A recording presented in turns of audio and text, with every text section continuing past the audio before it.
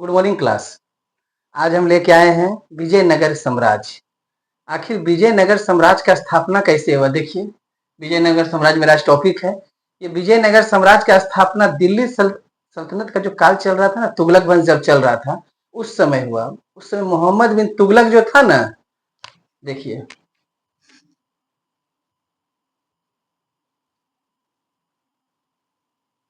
मोहम्मद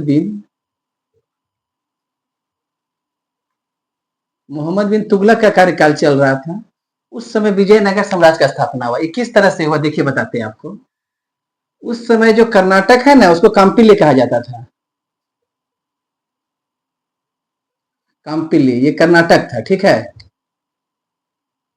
तो हुआ क्या घटना कि मोहम्मद बिन तुगलक काम्पिल्य को जीत लिया, ठीक है। तो काम्पिल्य का जो दो गो अथी था, आपका मंत्री था, उसका नाम था हरियर और बुक्का। देखिए, आज यदि आप क्लास कर लेते हैं ना विजयनगर, फिर पलट के कभी आपको किताब नहीं देखना पड़ेगा, ऐसा हम क्लियर कर देंगे। और आज तक अभी पढ़े भी नहीं होंगे ठीक से ये चीज टॉपिक को।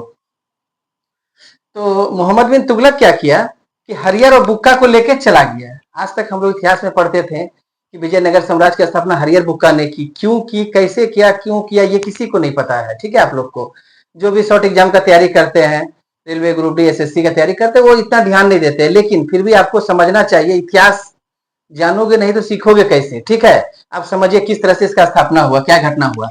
तो मोहम्मद बिन तुगलक क्या किया, दोनों भाई को उठा के लेके चला गया दिल्ली। दिल्ली लेके चला गया और बोला अब धर्म परिवर्तन कर दो दोनों का। धर्म परिवर्तन कर दिया, बना दिया मुस्लिम। देखिए किस तरह से काम कर रहा है। हरियर और बुक्का को दोनों के लेके चला गया, दोनों का धर्म परिवर्तन करके मुस्लिम बना दिया। जब ये बात, हरियर और बुक्का के एक गुरु था जिसका नाम था माधव विद्यारण्य। माधव विद्यारण्य जो था ना, इसको जैसे पता चला ये बात कि मेरा दोनों शिष्य को लेके चला गया है मोहम्मद बिन तुगलक, तो ये गया तुरंत और जाके उसको रिलीज करवा के लाया, ठीक है। अपना दोनों शिष्य को वहां से छुड़वा लिया। अब छुड़वा के लाया तो अब करेगा क्या फिर से, अब देखिए। आप लोग को आवाज आ रही है ठीक से कि नहीं? ठीक है, चलिए। तो ये दोनों शिष्य को क्या हुआ, उठा के ले आया वापस, फिर से ये धर्म परिवर्तन करवाया, ठीक है। और ये जो माधव विद्यारण्य जो है ना, ये सारण का भाई है, वही सारण जो आपका वेदों के ऊपर में ज्ञान लिखा है, ठीक है, टिप्पणियां किया है। तो माधव विद्यारण्य ने क्या किया, वापस लाया ये दोनों भाई को और वापस दोनों को हिंदू धर्म का शिक्षा दिया, ठीक है। वापस इसका धर्म परिवर्तन किया, ठीक है। अब देखिए फिर से होगा धर्म परिवर्तन, फिर हुआ धर्म परिवर्तन, ठीक है, धर्म परिवर्तन। अब धर्म परिवर्तन कर लिया दोनों भाई का, धर्म तो परिवर्तन हो गया। फिर ये दोनों भाई जो क्या किया ना कि माधव विद्यारण्य और इसका एक भाई था सारण ने, सारण का मदद बोलिए या इसका इच्छा से बोलिए, कि ये दोनों एक नया राजवंश का स्थापना किया, जिस राजवंश का नाम था विजयनगर साम्राज्य, ठीक है। अब विजयनगर साम्राज्य का स्थापना हो गया है 1336 में, ठीक। यहां तक कोई दिक्कत है आप लोग को? अब विजयनगर साम्राज्य का स्थापना तो हो गया 1336 में। ये दोनों भाई मिलकर अपने गुरु और गुरु के भाई से मदद लेकर विजयनगर साम्राज्य की स्थापना की, ठीक। तो विजयनगर साम्राज्य का स्थापना हो गया है, पर इस साम्राज्य में ना बहुत सारे वंश शासन करेंगे। तो पहले हम वंश देख लेते हैं, फिर आपको क्लियर करेंगे किस किस तरह से होगा। देखिए, इसका पहला वंश आएगा संगम राजवंश। ये संगम राजवंश का ही स्थापना किया हरियर बुक का पहला राजवंश है, ठीक है। और संगम जो है ना, हरियर बुक्का के पिता के नाम पे है, ये पिता के नाम पे वंश का स्थापना किया। फिर इसका दूसरा वंश का नाम होगा सालू वंश। फिर तीसरा वंश इसमें आएगा तालुब वंश। चौथा वंश इसमें आएगा अराबिडू वंश, ठीक है। यहाँ तक कोई दिक्कत नहीं है। सालू वंश का स्थापना करेगा वीर नरसिंह, नरसिंह करेगा। तालुब करेगा वीर नरसिंह और अराबिडू वंश का स्थापना कौन करेगा, तिरुमल करेगा, ठीक है। इसके बारे में बाद में हम बताएंगे आपको। अब देखिए, यहाँ तक कोई दिक्कत है आप लोग को तो बोलिए, तो मिटा देते हैं तब, ठीक है। अब देखिए, हरियर बुक्का दोनों भाई तो कर चुका है स्थापना, ठीक है। यहां तक कोई दिक्कत नहीं है, विजयनगर साम्राज्य का स्थापना हो चुका है। अब दिक्कत क्या हुआ जो कर्नाटक का क्षेत्र जो हम्पी है ना, देखिए ये विजयनगर जो है ये कर्नाटक में आता है। कर्नाटक में आएगा तो नदी क्या होगा, यहाँ पे तुंगभद्रा नदी के पास है। इसका भावावशेष अभी कहाँ मिला है, हम्पी में मिला है, ठीक है, ये हम्पी में मिला है। आप तो जानते होंगे हम्पी को। ये हम्पी का नाम हम्पी क्यों, खोज कौन किया था, इसका खोज मैकेंजी किया था।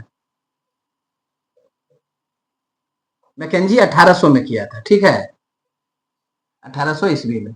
अब देखिए इसका नाम हम्पी क्यों पड़ा, ये आप जानते हैं, बोलिए। नहीं जानते हैं तो हम बताते हैं। देखिए हुआ क्या ना, ये घटना घटा, इसका नाम पड़ा पंपा के नाम पे, पंपा, ठीक है। पंपा कौन थी, पंपा को पार्वती कहा जाता है। पंपा ने ना तपस्या किया, ठीक है, शिव का तपस्या किया, ठीक है। हम तपस्या करते हैं, तो पंपा ने शिव का तपस्या किया, तो जब शिव आ गए वापस तो बोले बोलो तुम्हें क्या वर चाहिए। तो पंपा ने डिमांड किया कि मुझे आपसे शादी करनी है, क्या बोलते हैं इंग्लिश में, डू यू मैरी मी, क्या जो भी बोली होगी उस समय, तो बोले हम आपसे शादी करना चाहते हैं। तो शंकर जी बोले भाई ये तो संभव नहीं है, हम शादी तुमसे कैसे कर सकते हैं, जिस जगह पे तुम तपस्या की है यहाँ का नियम है कि यदि तुम एक वर मांगेगी हम 5 वर देंगे। उदाहरण के लिए अगर तुम हमसे 1 लाख रुपया मांगती तो हम तुमको 5 लाख दे देते, तुम एक घर मांगती हम तुमको 5 घर देते, एक बेटा मांगती 5 बेटा देते। लेकिन तुम बोली है कि हम आपसे शादी करेंगे, तो हम ना अजर अमर है, ना हम मरेंगे ना कुछ होगा, तो 5 बार कैसे शादी होगा, इसीलिए तुमसे मेरा शादी नहीं होगा। तो फिर शादी होगा कैसे, वर कैसे पूरा होगा। तो शंकर जी बोले, देखिए बहुत दयालु आदमी है शंकर जी, बोले ठीक है तुम द्वापर युग में द्रौपदी बनना और हम पांडव का पुत्र बनेंगे, एक बार में हम 5 पांडव का रूप लेंगे अलग अलग, और एक बार में तुमको प्राप्त कर लेंगे, तुम्हारा भी इच्छा पूरा हो गया। बात तो समझ रहे हैं। तो 5 जो पांडव है वो शिव जी का ही रूप है, ये वरदान दिया हुआ है, ठीक है। तो बोला ठीक है, तो द्वापर में द्रौपदी बन के आई पार्वती, और शिव जी 5 पांडव में आए और 5 रूप में द्रौपदी को वो प्राप्त किए। इस तरह से ये पार्वती, तो शिव जी क्या है, विरूपाक्ष, विरूपाक्ष शिव जी है, ठीक है। ये पंपा पार्वती विरूपाक्ष शिव, ये है इस कहानी का रूल। आप लोग अभी तक नहीं जानते होंगे कि पांडव कौन थे, लेकिन अब समझिए ये वरदान दिया गया था, इसलिए 5 पांडव ने एक द्रौपदी से शादी किया, ठीक है, यहां तक कोई दिक्कत नहीं है। अब देखिए नियम के अनुसार जब भी कोई शासन होगा, राजा बनेगा तो बड़ा भाई बनेगा। देखिए बड़ा भाई राजा बन गया, हरिहर राजा बन गया है। अब हरिहर क्या किया है, राजा बनते ना क्षेत्र का विस्तार कर रहा है अपना, आस्ते आस्ते करके थोड़ा बहुत क्षेत्र का विस्तार कर रहा है, क्यों, ताकि अपना हम व्यवस्था पूरा कर सके। तो ये क्या किया, इसको मिटा देते हैं, ठीक है, यहां तक कोई दिक्कत नहीं है। तो हरिहर राजा बनते ही ना, तो ये क्या किया, हौसल वंश पे आक्रमण कर दिया। हौसल का एक राजा था, मर गया, उसके बाद हौसल वंश पे आक्रमण किया और हौसल को जीत लिया।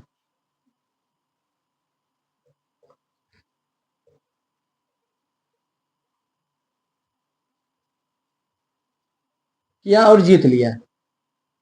ये जीत का जो विजय प्राप्त किया, ये घटना का जिक्र कहां पे है जानते हैं, ये घटना का जिक्र है मदुरई विजयम, मधुरी विजयम। ये जो बुक है ना, ये ग्रंथ बोलिए या इतिहास बोलिए, ये कौन लिखा है, ये गंगा देवी लिखी है, ठीक है, ये गंगा देवी लिखी है। ये गंगा देवी है कौन, ये गंगा देवी पंबन है ना, पंबन, पंबन की पत्नी है। अब आप लोग सोच रहे पंबन कौन है, हरिहर का जो सेनापति है उसका नाम है, सेनापति का नाम है पंबन। अब समझिए खेल को कैसे हो रहा है।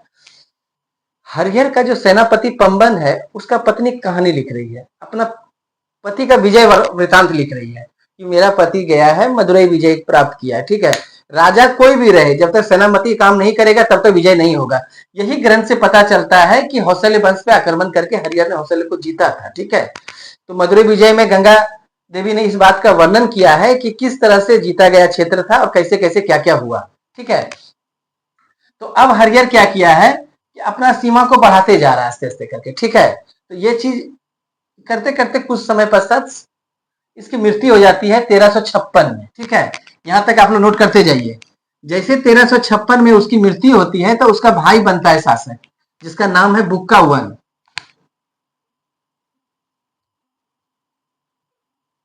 बुक्का वन शासक बना। इसका कार्यकाल चला 1356 से लेकर 1377।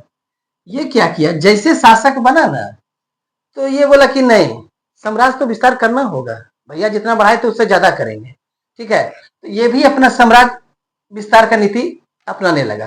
तो साम्राज्य विस्तार किधर करेगा, तो आगे बढ़ने लगा। तो उस समय 1347 में एक नया वंश का भी उदय हो गया था, जिसका नाम था ब्राह्मणी साम्राज्य।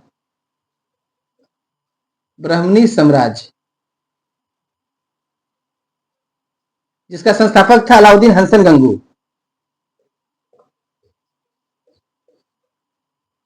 अलाउद्दीन हसन गंगू। ठीक है, ये मुस्लिम साम्राज्य था। ठीक है,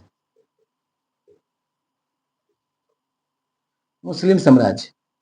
देखिए किस तरह से साउथ एरिया में एक तरफ हिंदू राजा है, एक तरफ मुस्लिम साम्राज्य है, लेकिन ये दोनों का युद्ध जो चल रहा है ना, 1367 में युद्ध हो रहा है बुक्का के साथ। बुक्का के साथ किस लिए युद्ध हो रहा है बुक्का वन के साथ, हसन मोहम्मद का। हसन मोहम्मद का युद्ध हो रहा है। ये युद्ध में बुक्का वन को हरा देता है। क्यों हरा देता है, रायचूर, देखिए रायचूर दाव क्षेत्र जो है ना, उसके लिए युद्ध हो रहा है। ठीक है, और गोदावरी एरिया का जितना भी उपजाऊ भूमि था, रायचूर दाव क्षेत्र जो बहुत उपजाऊ भूमि का एरिया, इस क्षेत्र के लिए युद्ध हो रहा है दोनों के बीच में। तो युद्ध हो गया दोनों के बीच में। प्लस अभी तो राजस्थान से या कहीं से भी सोना थोड़ा निकल जा रहा है, लेकिन उस समय ना सोना लोहा सब कर्नाटक से निकलता होगा। आप तो देखे होंगे मूवी में, केजीएफ में भी दिखाया गया है, कर्नाटक से मतलब मेन सोना निकलता है। ठीक है, तो ये देख रहा है इस चीज को कि अब युद्ध हो गया, युद्ध में तो जीत लिया मोहम्मद हसन। तो ये क्या किया, एक सीमा बनाया, कृष्णा नदी का सीमा, इसको बैरियर माना गया। ठीक है, कृष्णा नदी को एक समझौता के तहत बोला कि एक काम करो अब। ठीक है, देखिए ब्राह्मणी साम्राज्य वाला किस तरह से दवा बना रहा है। बुक्का हार चुका है, बोला कृष्णा नदी का इस क्षेत्र तुम्हारा और इधर मेरा, क्यों युद्ध कर रहे हैं हम लोग बार बार। बोला ठीक है, समझौता के तहत दोनों का बीच का बंटवारा हो गया और जीवन कटने लगा। लेकिन करते करते ना 1377 आ गया, 56 से 77 आ गया। अब बुक्का वन का मृत्यु हो गया। तब इसके बाद आता है हरिहर द्वितीय। ठीक है, ये तो युद्ध में हार चुका है।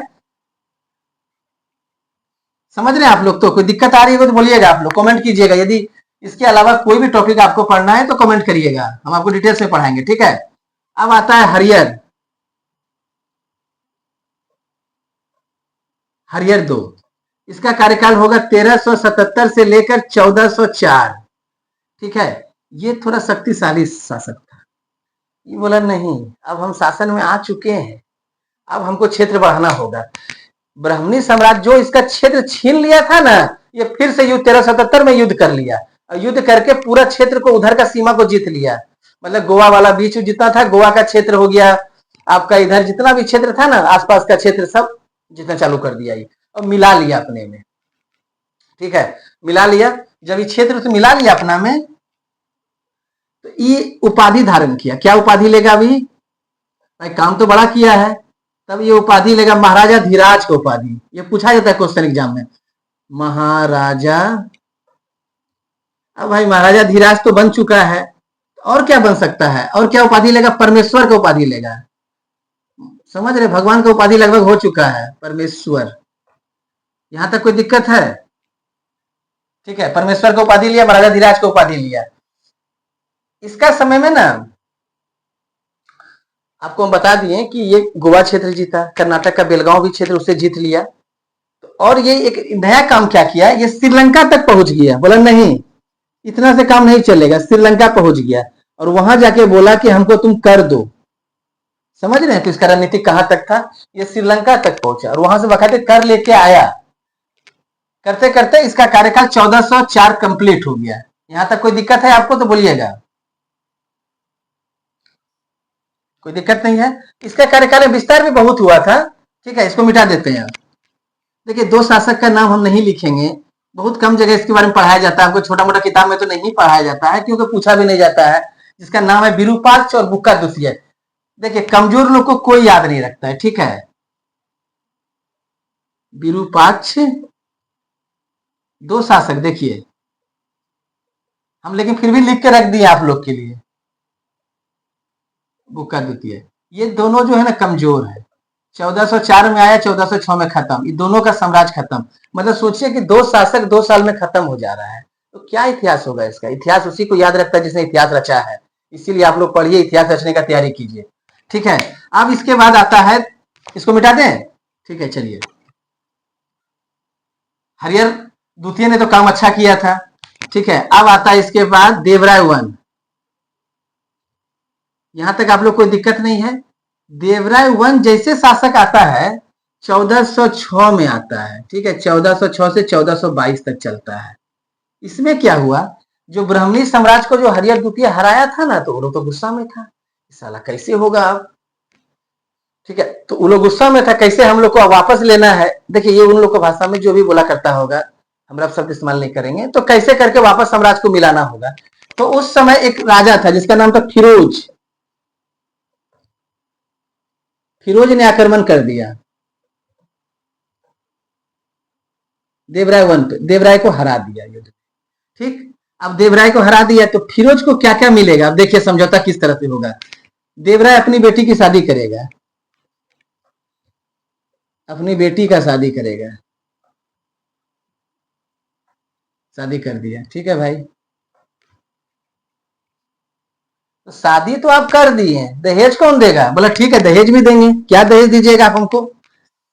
एक बांकापुर गांव है, बांकापुर दे दिया इसको दहेज में। क्षेत्र है, जो भी बोलिए, गांव बोलिए, क्षेत्र बोलिए, बांकापुर क्षेत्र दे दिया। तो बोला ठीक है, बांकापुर क्षेत्र दे दिए, शादी हो गया, दहेज ले लिए, तो और क्या दीजिएगा हमको। जो हम युद्ध में नुकसान किए हैं तो कुछ तो देना होगा आपको, युद्ध में नुकसान जो किए हैं। तो बोला ठीक है, 10 लाख हुंड दिया। उस समय का जो मुद्रा होगा 10 लाख हुंड दिया, प्लस सोना, चांदी, हीरा, जवाहरात, ठीक। तो इस इतना सारा चीज मिल गया फिरोज को। क्या क्या मिला, बांकापुर क्षेत्र मिल गया, देवराय की बेटी से शादी हो गया, सोना चांदी हीरा जवाहरात, 10 लाख हुंड मिल गया। अब क्या चाहिए, तो इस युद्ध को बोला गया सोनार की बेटी का युद्ध। इतना चीज मिल गया, इसको बोला गया सोनार की बेटी का युद्ध, सोनार की बेटी का युद्ध।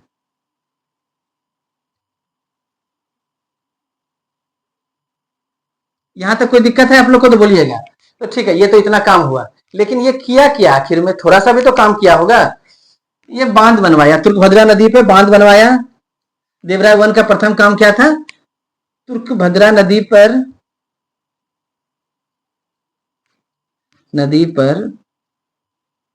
बांध बनाकर नहर निकाल दिया, ठीक है।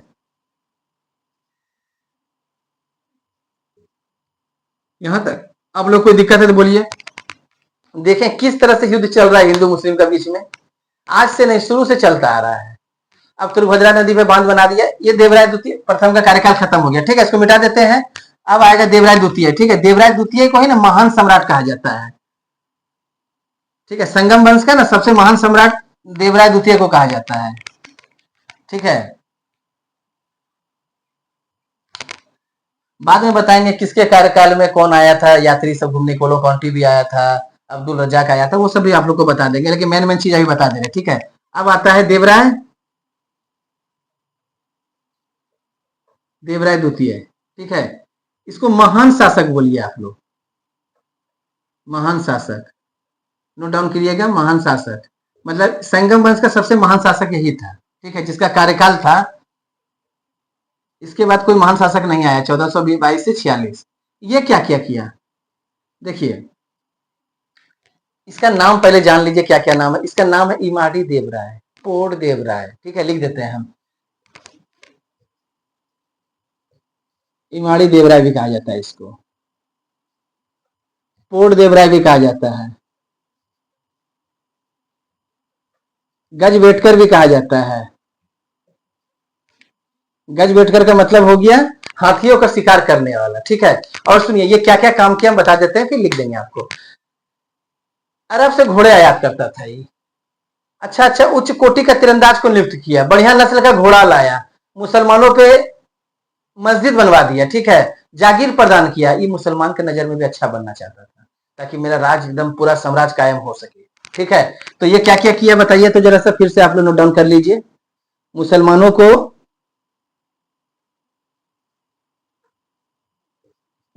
को जागीर दिया,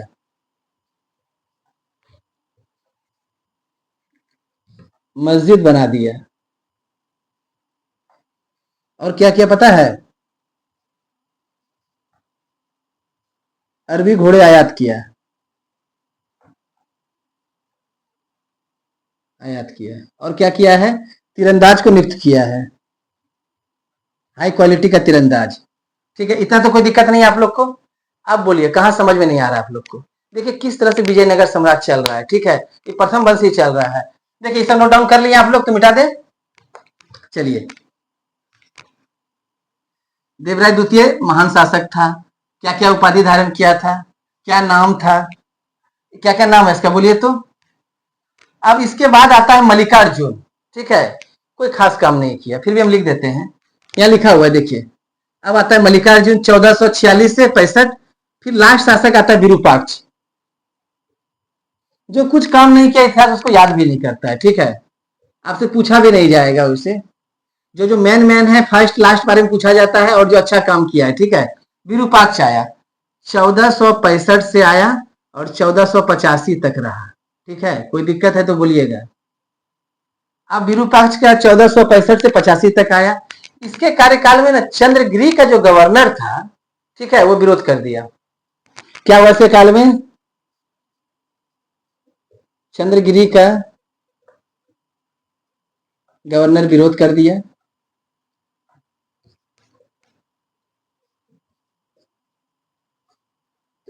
इसका जो बेटा था ना सालूब नरसिंह,